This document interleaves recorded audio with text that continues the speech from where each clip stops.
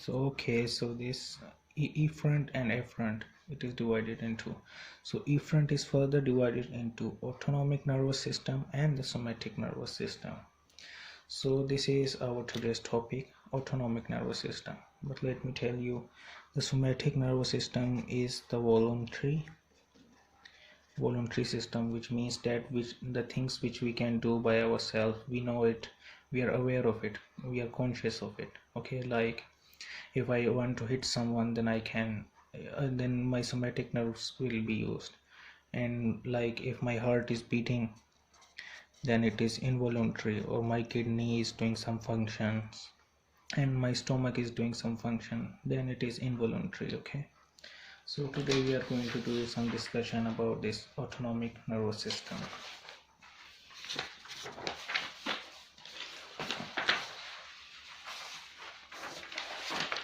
So now this autonomic nervous system here, so as I was telling you, is further consists of sympathetic nervous system,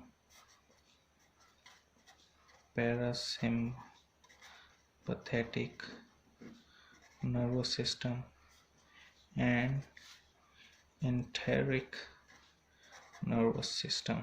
Okay, so now here we are going to talk in detail about all these systems. Okay, so the first one is the sympathetic nervous system.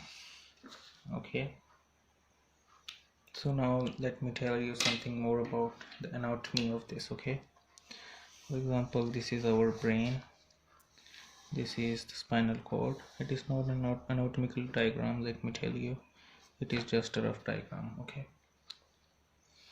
and here are our vertebral columns. Spinal cord is embedded in the vertebral columns. Here, vertebral columns, it is inside the vertebral column, our spinal cord.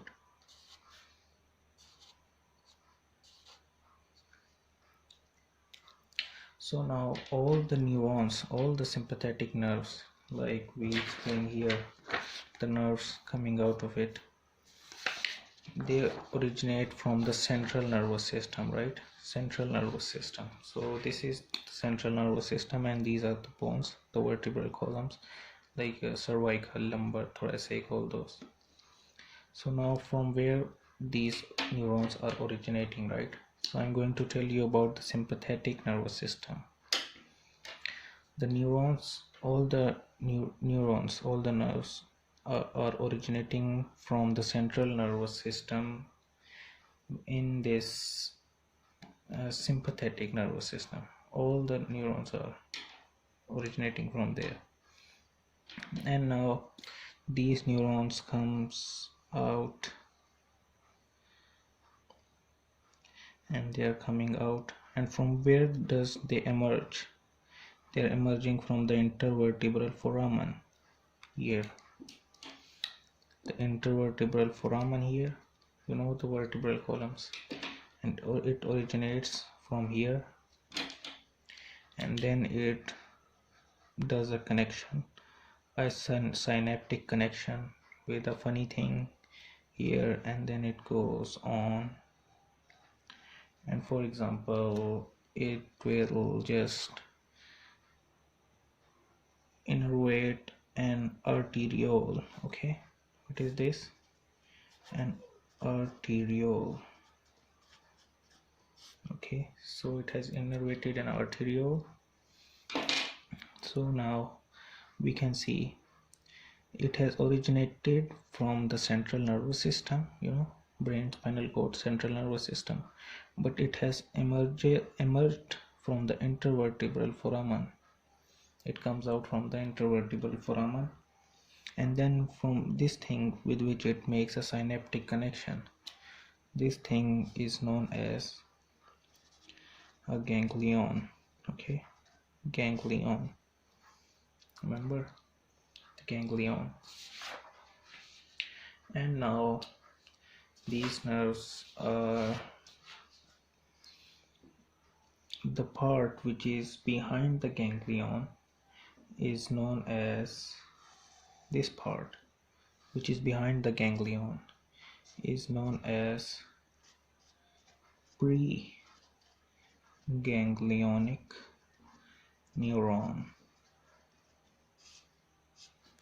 and the part which is after the ganglion is known as postganglionic neuron.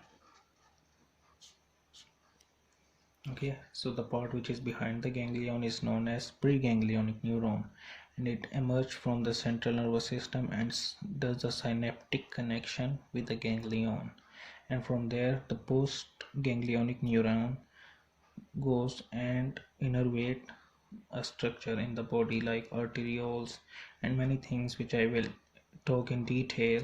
It's about its function and the drugs which acts on it, everything in the next video, which is in detail about the sympathetic nervous system. So it may bind to the arterioles or maybe the anything kidney or something. So after when it binds, it stimulates it, the arterioles or whatever its function is. Okay, so the main thing is all the sympathetic nerves, from where they are originating, you must remember it, all the sympathetic nerves are originating from T1 to L2. Okay, this is their main point of origination. All the sympathetic nerve originate from T1 to L2. Okay, and these nerves will originate from here and will innervate structure in the body, which we will explain in the upcoming lectures. So there is one more thing here. Now this is the terminal here, terminal nerve ending. You know, the last part is known as the terminal part. So this terminal part secretes a substance here on the arteries. I am just telling the real example of arterioles. These nerves definitely binds, innervates the arterioles and secretes a substance. So, and when they secrete a substance, what does it do? It increases heart rate and increases blood pressure. Okay, so what is that substance? This substance is known as non-epinephrine. You know, non-epinephrine. So all the sympathetic nerves secretes non-epinephrine. Okay, so when it secretes the non-epinephrine, then it stimulates these arterioles, and these arterioles starts to constrict, and when it constricts, it increases the heart rate and the blood pressure.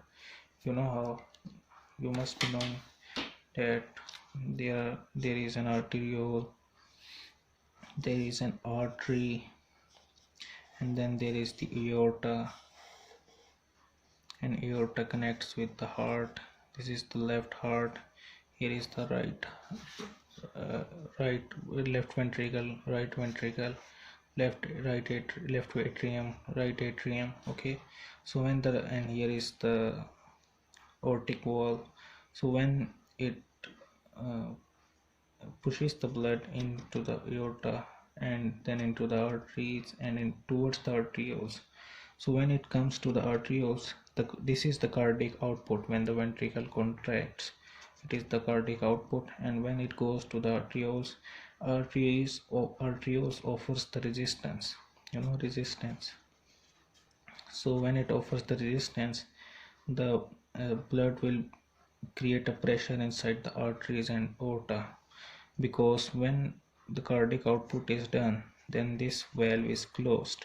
Okay, so when it is closed, the blood will come like this towards the arterioles, but the surface area of arterioles is small, so it will just move a little bit back, but the aortic valve is already closed. so there will be a pressure created inside it. So that is the diastolic pressure. So if the more constricted is the arterioles, the more is the pressure. Okay, so the non-epinephrine constrict the arteries more, like it constricted. So when the arterioles are constricted, then the pressure inside the arteries increases, and we measure the mean arterial pressure while measuring the blood pressure. So the pressure will increase, so heart rate will go up and the blood pressure will go up. So the most main thing here is this non-epinephrine. And what is non-epinephrine? It is a neurotransmitter.